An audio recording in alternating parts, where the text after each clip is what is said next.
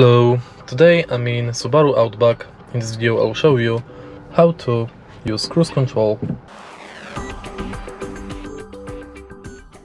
In the beginning, let's take a look at the bottom of the steering wheel. Right here we've got this lever, simply press the button located on the top of the lever. Now cruise control is enabled, and you can see that by icon right here.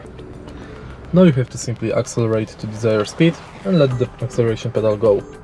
If you want to increase the speed, push the lever forward. If you want to decrease it, push it downwards. If you want to cancel, push it back.